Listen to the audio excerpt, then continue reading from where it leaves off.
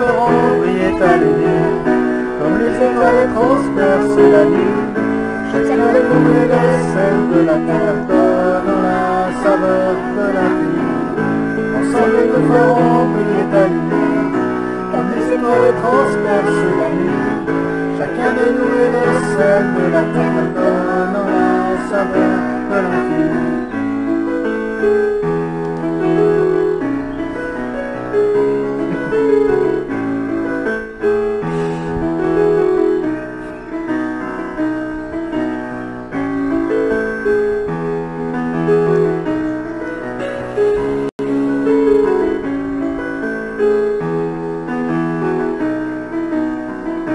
Et nous allons briller, briller, comme des flambeaux dans le monde.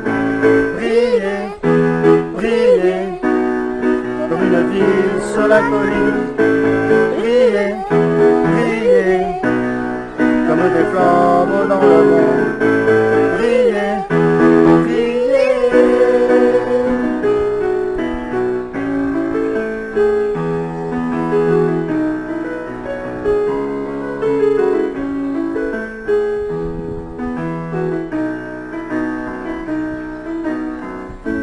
Heureux ceux qui ont faim et soif de justice, qui humblement savent se mettre au service de ceux qui sont placés là sur leur chemin.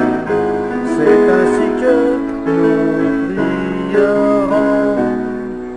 Avec ton esprit nous irons annoncer la paix, le pardon, ouvrant nos cœurs et nos maisons, remplis de ta compassion.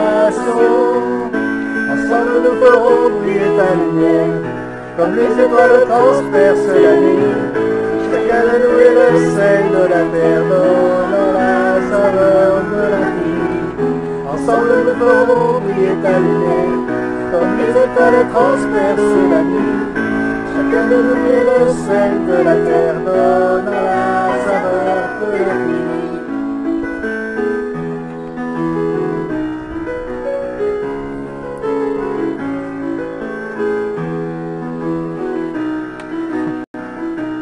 Nous allons briller, briller, comme des flambeaux dans le monde. Briller, briller, comme une ville sur la colline. Briller, briller, comme des flambeaux dans le monde. Briller, briller.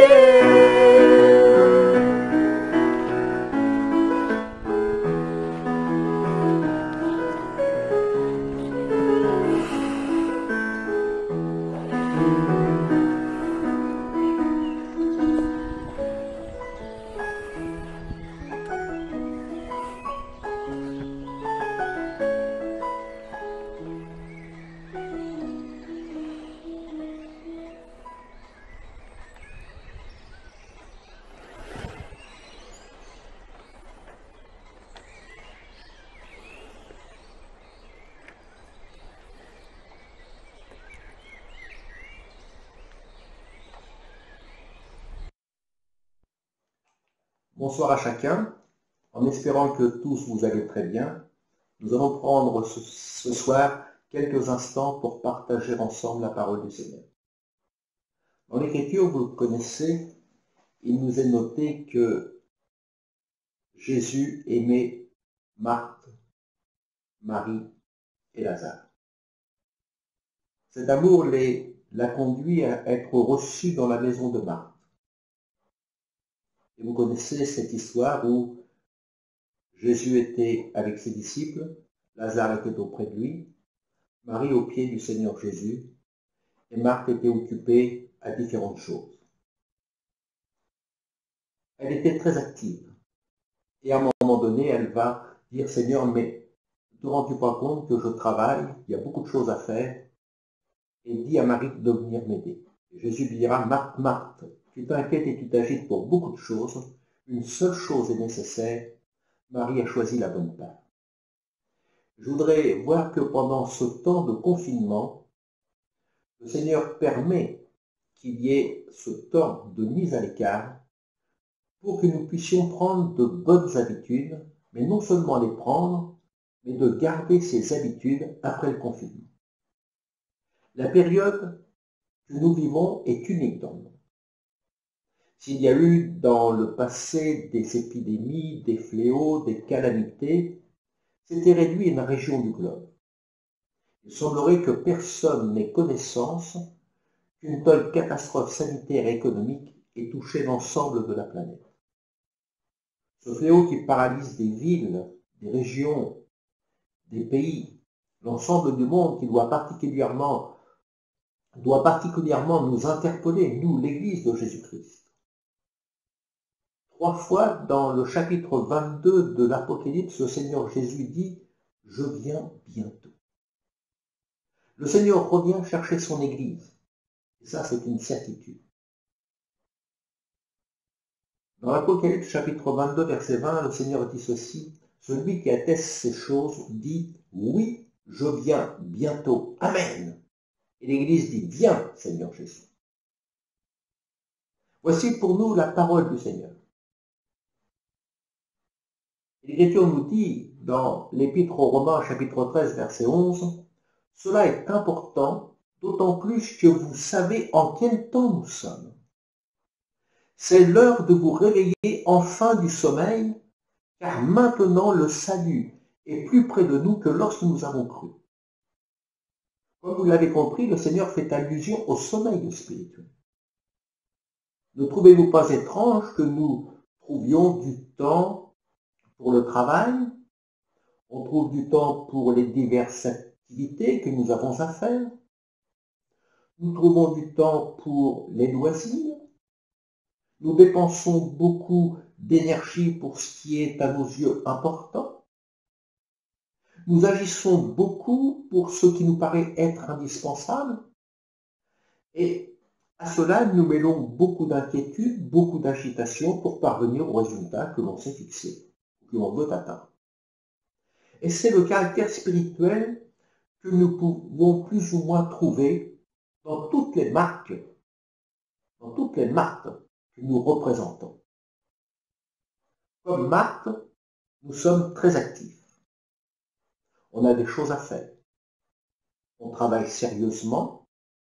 On s'applique dans nos activités. On ne refuse pas les tâches. On est même courageux. Et nous sommes en suractivité. Dans cette façon de faire, on se reconnaît tous. Nous avons tous le tempérament de Marthe, qui est courageuse, active, sérieuse, dynamique. Mais pourquoi? Pourquoi prier et prendre du temps pour lire la parole de Dieu est-il si compliqué pour certains d'entre nous, voire même impossible? Cependant, nous aimons le Seigneur, comme Marthe aimait le Seigneur, était aimée du Seigneur. C'est vrai, nous aimons le Seigneur. Seulement, toutes les parties de Marthe qui sont en nous, nous empêchent de nous tenir dans la présence du Seigneur. Pourquoi? Le Seigneur nous donne la réponse. Dans Luc au chapitre 10 et au verset 41, le Seigneur lui répondit, « Marthe, Marthe, tu t'inquiètes et tu t'agites pour beaucoup de choses. Mais s'il y a toutes ces agitations pour bien des choses, le Seigneur nous dit, mais une seule chose est nécessaire, Marthe. Une seule chose est nécessaire et regarde ta sœur Marie, elle a choisi la bonne part. » En d'autres termes, tes priorités sont dans les activités. Elles sont dans tes préoccupations. Tes activités sont dans tout ce qui t'absorbe. Tout ce qui absorbe ton temps, les soucis, les activités, la suractivité. Et lorsque le Seigneur nous attend, dans un culte personnel, à nous tenir dans sa présence, parce que c'est là où le Seigneur veut que nous soyons, nous tenir à ses pieds, pour le prier, pour lire sa parole, la méditer, l'étudier. D'une certaine façon, nous avons dit, Seigneur, excuse-moi, mais j'ai trop de choses à faire. excuse-moi, mais je n'ai pas le temps. Alors aujourd'hui, je voudrais voir avec vous, le Seigneur nous invite, comme il invite Marc, il dit Marc, c'est bien ce que tu fais, mais change tes habitudes. Il y a d'autres priorités et commence ta journée avec Jésus. Le temps que nous vivons aujourd'hui est un temps particulier. C'est du Seigneur que vient cet arrêt d'activité et le Seigneur a tout arrêté. C'est lui qui a arrêté les choses.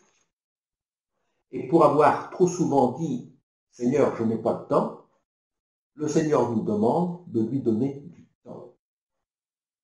Pendant ce temps de confinement, c'est le temps de changer nos habitudes et prendre du temps dans la présence du Seigneur. Et l'Écriture nous dit que chaque jour, il est important de prendre du temps pour prier le Seigneur. Dans la mesure du possible, plaçons-nous devant le Seigneur tôt le matin, bien avant les activités légitimes, et qui sont très utiles, bien avant que nos pensées s'agitent en nous. Le Seigneur, nous dit l'Écriture, était dans Marc, chapitre 1er, verset 35, il nous dit, vers le matin, pendant qu'il faisait encore très sombre, il se leva, et sortit pour aller dans un lieu désert où il pria. Chacun trouvera le moment qui lui est le plus propice pour se tenir devant le Seigneur. La prière n'est pas la seule occupation du chrétien. La parole de Dieu est la nourriture indispensable de notre âme. Dans le désert, le peuple de Dieu sortait de ses tentes et tous les matins, chacun a ramassé ce qu'il fallait pour sa nourriture. Et quand venait la chaleur du soleil, cela fondait. On pourrait méditer sur ce passage. Chaque jour, consacrons-nous à la lecture de la parole de Dieu. Méditer ce que nous lisons sera un enrichissement personnel. Lisons-la. On ne fait pas de compétition, mais lisez-la et méditez la parole du Seigneur. Et ce sera une richesse pour votre âme. L'étude de la parole de Dieu, c'est quelque chose de personnel.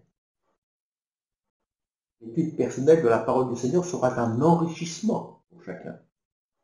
La parole de Dieu est une semence. Elle est une rosée vivifiante. Elle est vivante, pénétrante, agissante. Elle est imprégnée du souffle de Dieu. En se mettant avec sérieux et persévérance à l'étude de la parole de Dieu, nous porterons en nous le fruit de vie et d'obéissance que le Seigneur attend pour chacun de nous. Mais cette connaissance, si précieuse soit-elle, ne doit pas rester un bagage intellectuel. En lisant la parole de Dieu dans un esprit de prière, nous trouvons tout notre être à recevoir toute l'influence du Seigneur. Nous allons ouvrir tout notre être à recevoir la parole de Dieu. Et nous allons trouver des richesses merveilleuses, précieuses pour nos âmes. Alors chaque matin, en ouvrant la parole de Dieu dans un esprit de prière, nous allons ouvrir notre cœur, serons disposés, positionnés comme Marie au pied du Seigneur Jésus. Et nous serons à l'écoute de la voix de Dieu. Ce qui est important, ce n'est pas de lire, mais c'est d'entendre ce que Dieu a à nous dire. Cette parole est utile pour enseigner, pour convaincre, pour corriger, pour instruire dans la justice. Elle rend sage à salut par la foi en Jésus-Christ. On voit cela dans 2 Timothée, chapitre 3, versets 15 à 17. Chaque jour, laissez-vous guider par ce merveilleux guide. Laissez-vous guider par cette parole si bonne et précieuse. Et emparez-vous par la foi des richesses insondables que le Seigneur met à notre disposition, votre disposition dans le Saint-Livre. Marie, qui était assise aux pieds du Seigneur, écoutait sa parole. C'est une bonne parole. La parole du Seigneur. C'est la bonne habitude à prendre, comme Marie, de se nourrir de cette sainte parole. Et ce que nous avons reçu, il est vrai que pendant ce temps de confinement, de prendre la bonne habitude également de l'enseigner à nos enfants. Chaque jour, prenez un temps avec vos enfants pour prier avec eux et racontez-leur une histoire de la vie de Jésus. Les enfants sont empêchés de venir à l'école du dimanche, mais l'école du dimanche, vous pourrez la faire chez vous chaque jour. En priant avec vos enfants, prenant un temps avec eux dans le culte familial, vous associez les enfants, vous priez avec eux, vous lisez un passage de la parole de Dieu et vous leur racontez une histoire de la vie de Jésus. Que votre enfant vous répète également l'histoire jusqu'à ce qu'il la sache. Chaque jour, vous pouvez reprendre même la même histoire, lui raconter, lui demander qu'il vous la rappelle. Et revenez sur la même histoire jusqu'à ce qu'il la sache parfaitement. C'est ainsi qu'il me semblerait que les premiers chrétiens pratiquaient pour enseigner leurs enfants. Le Seigneur nous dit, sois prêt de bonne heure.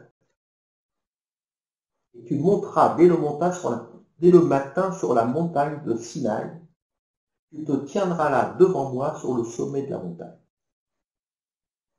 C'est un moment précieux, important, où le Seigneur ne nous dit pas, tu feras ça quand tu auras le temps. Tu feras ça ce soir si tu n'es pas fatigué. Mais le Seigneur enseigne à Moïse, elle l'appelle dans Exode 34, verset 2, « Sois prêt de bonne heure. » Et de bonne heure, tu monteras dès le matin sur la montagne du Sinaï, et tu te tiendras là devant moi, sur le sommet de la montagne. Marie, qui s'étant assise au pied du Seigneur, écoutait sa parole. Nous de même, plaçons-nous devant Dieu pour entendre ce que Dieu a nous dit. Le Seigneur aimait Marthe et sa sœur et Lazare son frère. Le Seigneur nous aime les uns les autres. Et comme Marthe, nous sommes tous très occupés à différentes activités. Nous sommes occupés, il y a les préoccupations, il y a les inquiétudes de la vie qui nous empêchent de s'approcher sereinement du Seigneur. Pourtant, il est vrai que nous aimons le Seigneur et le Seigneur a toute sa place dans notre cœur. Seulement, le Seigneur nous veut plus près. Le Seigneur nous veut plus près. Il nous veut à ses pieds. Bien des fois, le Seigneur aurait voulu nous parler. Mais comme Marthe, nous n'étions pas disponibles. Et pendant cette période de confinement, prenons cette bonne habitude de s'asseoir au pied du Seigneur pour prier et écouter sa voix. Non seulement pendant la période de confinement, mais après le confinement, veillons à garder ces bonnes habitudes. De commencer la journée en nous plaçant devant le Seigneur. Si nous prenons la bonne habitude de prier dans notre lieu secret, de méditer sa parole, nous y trouverons tant de douceur que l'on ne voudra plus se priver de ce privilège de s'approcher de Dieu en privé comme en famille.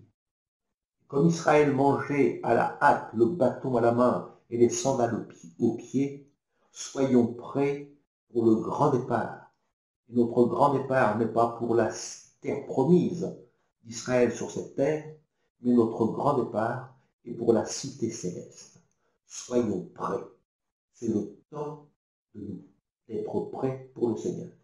Il ne s'agit pas de se préparer et de dire je me prépare, mais il faut à un moment donné que nous soyons prêts. Israël était prêt. Il mangeait à la hâte. Ils avaient le bâton à la main, ils avaient les sandales aux pieds. Frères et sœurs, le Seigneur revient bientôt. Équipons-nous, prenons du temps devant Dieu. C'est un temps sérieux. C'est un temps que le Seigneur met à part pour chacun de nous. Plaçons-nous devant Dieu et donnons la priorité au Seigneur. Jésus revient bientôt.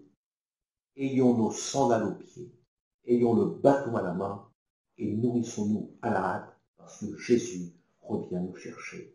Que son nom soit béni. Je ne suis qu'un homme, juste un pauvre homme. Aide-moi à croire à ce que je peux être, à ce que je suis. Montre-moi le chemin pour voyager. Mon Dieu, pour mon bien, guide-moi toujours, un jour à la croix. Un jour à la croix, oh mon Dieu, c'est tout ce que je demande. Le courage de vivre, aimer, d'être aimé, un jour à la croix. Hier c'est passé, oh mon Dieu, et demain ne m'appartient pas. Mon Dieu, aide-moi, aujourd'hui guide-moi, un jour à la croix.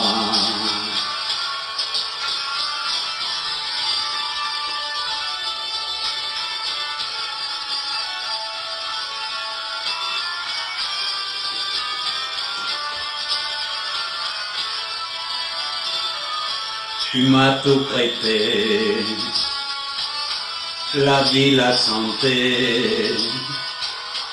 Je veux croire en toi, en toutes tes bontés pour l'humanité.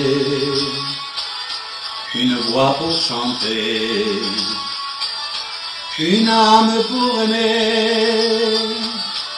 Aide-moi à vivre, oui, aide-moi à vivre un jour à la croix. Un jour à la croix, oh mon Dieu, c'est tout ce que je demande. Le courage de vivre, aimer, d'être aimé, un jour à la croix. Hier c'est passé, oh mon Dieu, et demain ne m'appartient pas. Mon Dieu, aide-moi, aujourd'hui guide-moi, un jour à la croix.